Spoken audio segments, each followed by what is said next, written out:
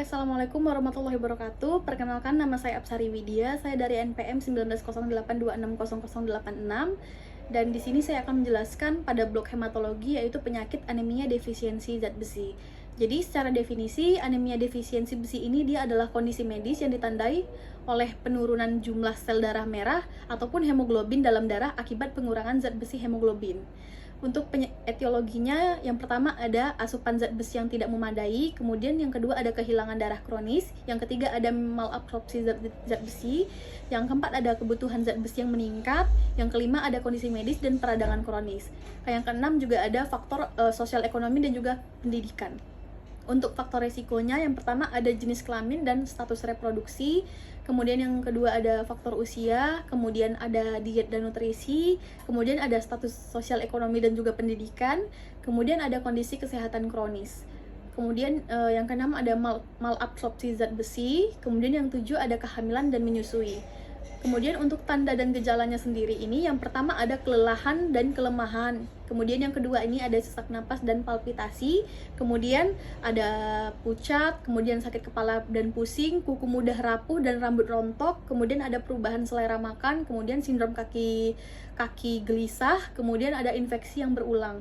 Untuk cara mendiagnosisnya, yang pertama dengan melakukan anamnesis dan riwayat kesehatan. Jadi anamnesis ini dia penting dan ini dia merupakan langkah pertama untuk menegakkan diagnosis anemia defisiensi besi.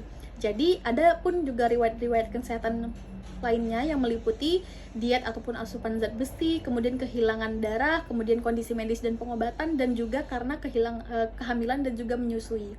Kemudian untuk pemeriksaan fisiknya, jadi pemeriksaan fisik ini dia membantu untuk mengidentifikasi tanda-tanda klinis yang mengarah ke anemia defisiensi besi, seperti kayak pucat pada kulit yang konjungtiva dan juga mulut yang mukosa. Kemudian ada takikardia, yaitu denyut jantung yang cepat serta kompensasi terhadap kekurangan oksigen.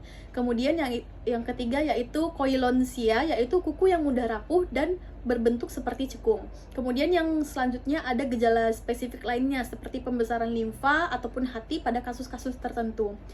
Kemudian untuk pemeriksaan penunjangnya bisa dilakukan pemeriksaan hitung darah lengkap. Jadi pemeriksaan hitung darah lengkap ini dia dapat memberikan gambaran umum tentang jumlah dan jenis sel di dalam darah pada tubuh pasiennya tersebut. Jadi parameter pentingnya itu seperti meliputi hemoglobin, hematokrit, kemudian mean corpuscular volume, kemudian mean corpuscular hemoglobin, dan juga itu tadi.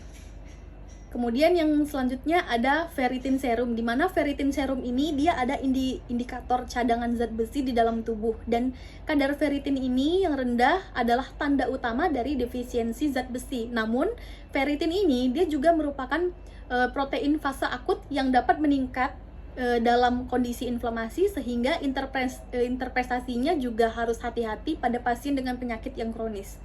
Kemudian ada kadar besi serum, di mana kadar besi serum ini dia dapat mengukur jumlah zat besi yang berikatan pada transferin di dalam darah. Yang rendah juga dapat menunjukkan defisiensi zat besi. Namun kadar besi serum dia dapat bervariasi sepanjang hari dan dipengaruhi oleh asupan makanan. Kemudian ada TIBC dan saluran transferin, di mana TIBC ini dia mengukur kapasitas darah untuk mengikat zat besi, dan transferin, saturasi transferin adalah rasio zat besi terhadap TIBC tersebut. Kemudian ada TIBC dan juga saturasi transferin, di mana TIBC ini dia mengukur pada kapasitas darah untuk dapat mengikat zat besi dan transferin. Kemudian ada tata laksana, di mana untuk tata laksananya sendiri, yang pertama ada identifikasi dan pengobatan penyebab mendasar. Jadi untuk langkah pertama dalam tata laksana anemia defisiensi besi ini adalah mengidentifikasi dan mengatasi penyebab mendasar defisiensi besi tersebut.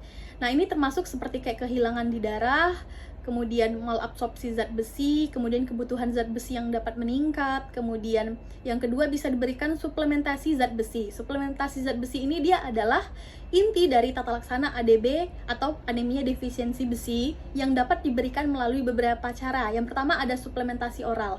Dia dapat diberikan sulfasferosus, yaitu dengan dosis 100-200 mg zat besi per hari untuk dosis dewasa, dan biasanya diberikan selama 3-6 bulan untuk mengisi cadangan zat besi tubuh lainnya.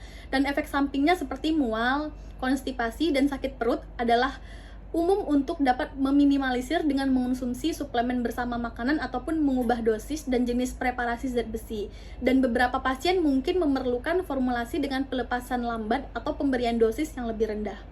Kemudian suplementasi prenatal, di mana suplementasi zat besi intravena ini dia digunakan untuk pasien tidak dapat mentoleransi zat besi oral, memiliki kebutuhan zat besi yang sangat tinggi atau mengalami malabsorpsi zat besi. Dan preparat intravena termasuk iron sucrose, ferrin carboxymaltose, dan lain-lainnya.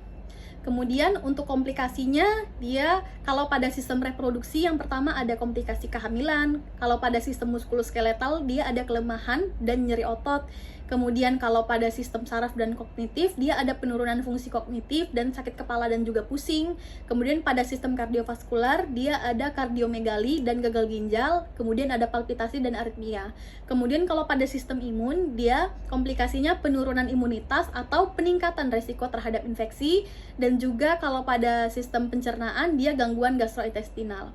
Kemudian untuk prognosisnya sendiri, jadi prognosis anemia defisiensi besi ini dia sangat bervariasi dan tergantung pada berbagai faktor seperti penyebab mendasar dan kecepatan diagnosis, keefektifan pengobatan, dan kondisi kesehatan umum lainnya.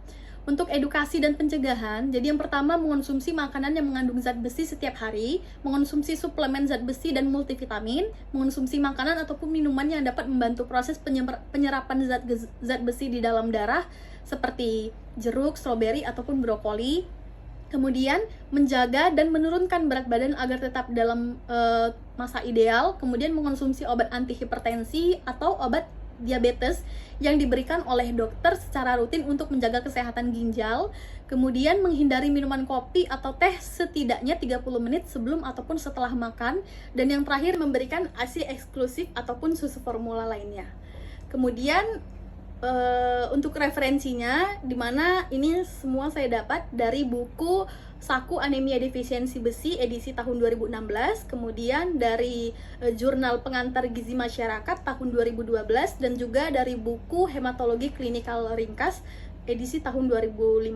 Terima kasih, saya ucapkan sekian dari presentasi saya. Assalamualaikum warahmatullahi wabarakatuh.